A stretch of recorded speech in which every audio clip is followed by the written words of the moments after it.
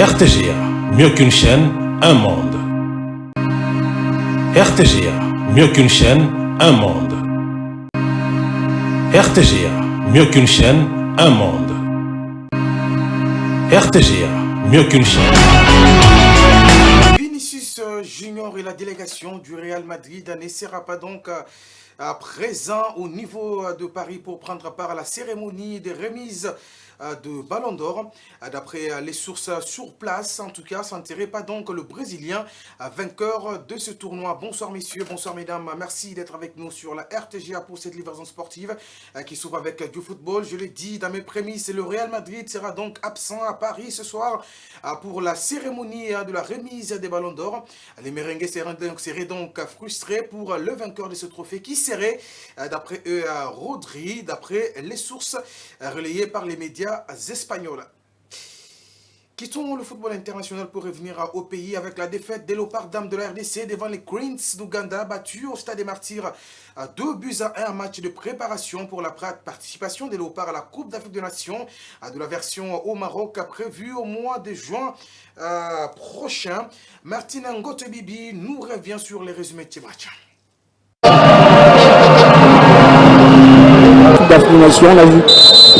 Dans le cadre de préparatifs de la phase finale de la Coupe d'Afrique des Nations Maroc 2024, le Léopard dames de la RDC ont reçu en amical les Ougandaises le dimanche 27 octobre 2024 au stade de Martyrs de la Pentecôte. Les Congolaises ont perdu leur première confrontation en amical sur le score de 2-1. La seule buteuse congolaise est donc Mawete à la 61e minute de jeu, bien servie par Naomi Kabakaba. Kabakaba encore, qui cherche Mawete. Mawete pour nous, l'égalisation. La passe de Naomi Kabakaba. Et la frappe de Flavie Mawete, je le disais, qui cherchait à trouver une solution pour les Léopards. Signalons que le prochain match est donc prévu le 30 octobre 2024, toujours face à l'Ouganda, au stade de Martyrs de la Pentecôte, sous le coup de 15h30. Et oui, c'est la fin de cette première manche de la double confrontation.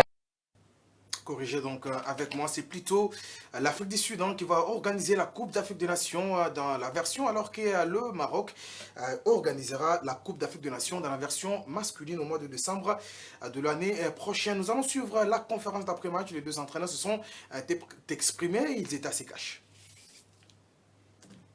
On sait que on a passé un moment où on a bien préparé nos joueuses, mais malheureusement dans le football il y a 3 résultats. Bon, on accepte les résultats du jour, mais prochainement, on va améliorer. Pour des questions, si je peux bien vous répondre que on a eu un peu à analyser l'adversaire. Ils étaient un peu forts dans les conservations du ballon. Et puis, ils jouaient plus de profondeur. Ils préparaient plus dans l'attaque placée. Et après, ils lancent rapidement dans l'attaque rapide. Alors, ça ne nous a pas permis, avec ce qu'ils ont cherché à tourner plus, circuler plus la balle dans leur camp. Et après, ils cherchaient plus à nous désorganiser. Voilà qu'on a pêché parce que lorsqu'ils circulaient la balle, ils cherchaient à désorganiser notre défense qui était en place. C'est là où on a pêché un peu, on a eu un peu à prendre le premier but dans les contre-attaques. Vraiment, ça fait très mal. Je sais que on a eu à jouer 4 matchs où on n'a pas gagné. Et aujourd'hui, le 5e match, on a bien préparé les enfants. On a parlé avec les enfants que nos objectifs est de gagner le match. Même les enfants étaient aussi déterminés, nos joueurs étaient déterminés à gagner le match. Malheureusement, on a perdu le match. On va faire les efforts parce que c'est pas bien de jouer 5 matchs successifs, perdre, c'est pas bien. Ça fait très mal. Bon, on doit corriger un peu dans les jours à venir. Bon, plus on devait procéder d'abord par de pressing. Il faut, à chaque fois quand on veut presser, il faut qu'on saute les lignes. Et malheureusement, on a eu à avoir un peu de difficultés entre nos deux attaquantes. Nos deux attaquantes n'ont pas pu respecter les consignes qui ont été données. À chaque fois quand on pressait un peu, on récupérait le ballon dans les camps adverses. À un moment, ils n'arrivaient pas à continuer avec le pressing. Ça veut dire que c'est une question de travail. On va travailler, on va améliorer ces points faibles. Avec la réalisation, on n'a pas pu prendre donc l'entraîneur des Queens d'Ouganda. On reste sur le plan national pour évoquer la Lina Foot avec sa 30e édition. Quelques résultats ont été enregistrés ce week-end. Avec la réalisation, on va prendre ce tableau des résultats avec des victoires, des défaites ainsi que des matchs nuls, notamment à Kindu où la formation de V-Club a été battue sur la victoire des 3-1 en faveur de Magné-Maignan. Regardez, l'ouverture du score était donc à Moscovite affané dès la 47e minute avant que Magné-Maignan ne réponde grâce à Ordi Simété à la 67e. 71e minute, Rachidi Moussinga inscrivait le 12e but avant que le break n'intervienne à la 93e minute grâce à Balako Christian pour cette victoire de la formation de Magné-Maignan. D'autres résultats ont été enregistrés dans ce groupe B, surtout dans la partie est du pays. Noudjak a été donc contre un match nul par Dauphin Noir, 2 buts partout, alors que Renaissance a été contré également par Ange Vert, 0 but partout. Cette victoire avec les Mystichiens qui s'est produite au niveau de Bukavu avec la victoire sur penalty de la formation du Daring Club Motema Pembe devant Bukavu Dawa, alors que Bukavu Dawa, je rappelais, les Mystiches avec la bourde du gardien qui sauvait donc le penalty dans la foulée. Regardez dans le groupe A, il y a ce match nul des 2 buts partout entre l'AS Malolé et la formation des Lubumbashi Sport au stade de jeunes de Katoka. Les locaux étaient premiers à ouvrir les scores dès la 24e minute grâce à Chioyo, alors que les visiteurs égalisés par Monga à la 32e. Depuis la deuxième réalisation des Lilo pour les visiteurs à la 71e, Malolé revenait dans les tout derniers instants du match grâce au but inscrit par Bitangalo à la 84e minute. Toujours au stade de jeunes de Katoka, victoire de la formation de l'US Chinkunku devant la formation de FC Tanganyika, 2 buts à 1. Voilà, il y a eu notamment cette victoire, on le rappelle, plutôt cette victoire de la formation de l'Union sportive Chinkunku qui s'est donc relancée dans ce championnat. Tout à fait autre chose à présent, nous allons prendre l'Assemblée générale extraordinaire élective de l'Union sportive GESCO Club, promu donc cette saison au niveau de la Lina Foot, de la Ligue 2 bien entendu, qui a tenu son Assemblée générale extraordinaire et élective depuis le 25 octobre dernier au bar central du cercle récréatif Manika de la GECAMI. Nous sommes là dans la ville des Kolosi. Vika Kavungu a été donc élu président à l'issue des élections avec 15 voix sur les 18 votants. Suivez donc le détail dans ce reportage. Engagé en deuxième division de la Ligue nationale de football pour sa première fois de ses 7 années d'âge, l'Union sportive GESCO veut faire un aller simple dans le lead seconde du football congolais. Après son assemblée générale ordinaire tenue fin septembre de l'année en cours, le club de la GECAMI a organisé son assemblée générale élective ce vendredi 25 octobre 2024 au bar central du cercle récréatif Manika pour se reconditionner par rapport à sa montée. Devant le secrétaire exécutif de l'entente qu'il a engendré, Crispin Kazadi, et le premier vice-président de l'entente urbaine de football de Kolwezi, Elester Yav, l'ancien comité GESCO a été déclaré démissionnaire après une pétition. Crispin Kazadi a d'abord conscientisé les joueurs et membres de l'équipe en ces mots. Après ces assises que GESCO doit prendre les dossiers au niveau de l'entente, les amener à la Ligue et les cheminer à la Lina Foot pour être maintenant enregistrés comme tel. C'est pourquoi je vous conseillerais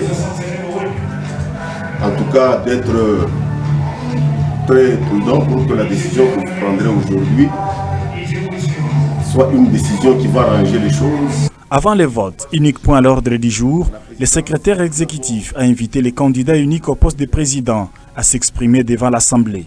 Vika Kavungu a trouvé des mots justes pour convaincre ses électeurs. Moi, la montée de GESCO en Ligue 2, ce sont les efforts de tout le monde.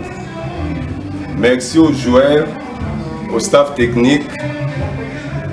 Nous sommes l'équipe GESCO et novice en Ligue 2.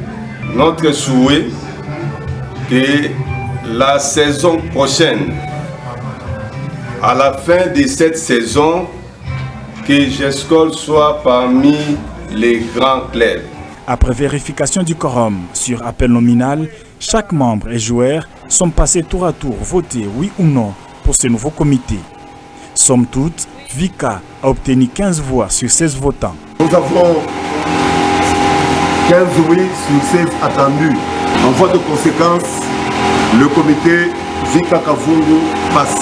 Le président et sa suite ont ainsi été officiellement installés par les mandataires de la Ligue. Vika Kavungu a un mandat de 3 ans et il sera secondé par M. Petro comme premier vice-président, Papi Kanjango secrétaire secondé par Salva. 2 postes restent à pourvoir. Le deuxième vice-président est le trésorier. Il a un comité costaud composé de 9 membres. Et pour terminer, détection à Chikapa des jeunes talents de 17 à 20 ans, Guy Mafuta et les anciens léopards, notamment à Trésor Lala ainsi que Matumuna Zolarum, devraient effectuer la descente au niveau de Chikapa pour la détection de ces jeunes. Le président des Scorpions de Dibumba dit être proche de jeunes. On l'écoute dans cet extrait qui vous est choisi ici par Yannick Binam. J'aime toujours mettre les jeunes au contact des légendes. Là, nous avons un gros projet avec les légendes. Déjà, je vous informe que ce projet va se couronner par une descente de toutes les légendes qui seront disponibles pour livrer un match avec la sélection de Chikapa. Mais à côté de ça, Dibumba a un projet sportif. Avoir un stade avec une pelouse synthétique, avoir un dortoir, avoir également les installations de gym, avoir pourquoi pas une piscine également, avec un réfectoire. J'aimerais que dans 2 ou 3 ans, que Mazembe quitte Lubumbashi parce qu'il y a trop de bruit et venir s'interner à Chikapa. L'objectif de cette descente, c'est donner la chance à un joueur. Ils savent voir. Je leur ai demandé, allez un peu voir chez moi, si on peut trouver une pépite que nous, on n'a pas su voir. C'est pourquoi j'ai lancé un message aux 5 territoires du Kasaï. Dès que c'est Loebo, Ilebo, Moeka, Kamonia, venez, c'est une journée de marche, venez tenter votre chance. C'est du 1er au 2 novembre, donc vendredi et samedi prochain. Du moins, il y a deux types de détection. Il y a la détection de la pépite qu'on veut mettre en contact avec le club au niveau de l'Asie et pourquoi pas l'Europe aussi. On parle de Loa. Qui dit Loa, c'est un peu le football anglais, c'est un peu le réseau anglophone aussi. On parle aussi de Matumona Room. Qui dit Matumona, c'est un peu la Belgique, c'est aussi des portes à gauche et à droite. Et je pense qu'on est presque prêt, on a 70% prêt. Il y a des réglages à faire, c'est pourquoi j'ai sollicité aussi les services du coach Hostis. Fin de cette livraison sportive. Merci messieurs, merci mesdames de l'avoir suivi. Les retours de nos programmes, c'est dans un court instant. Salut, bonne soirée.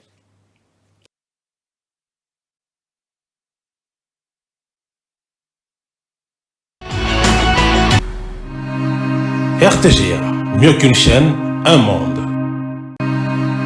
RTGA, mieux qu'une chaîne, un monde. RTGA, mieux qu'une chaîne, un monde. RTGA, mieux qu'une chaîne, un monde.